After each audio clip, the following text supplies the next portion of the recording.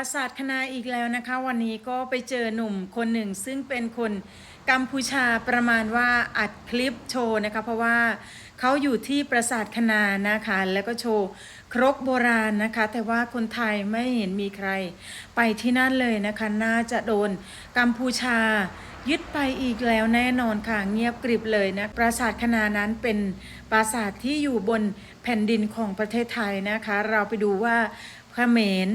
หนุ่มเมนโชว์อะไรบ้างโอนจังเคยเงอตบาลโบราณอดในเลือบนมดองแรกไกลปราสาทตาขนาโอนจังเคยอันนี้ตบาลโบราณทางพิชนอนอยู่บ่อยนี่ไกลตีชาระบกอดไงตบาลโบราณนั่นนะได้ระบายต่อนี่เหรอโอ้ลูกตาใจเยอะกรมการคนใจสมจบมือติดนี่คืออะไรบาลโบราณนะผมโอนจังเคยนี่เหมือนเคยไง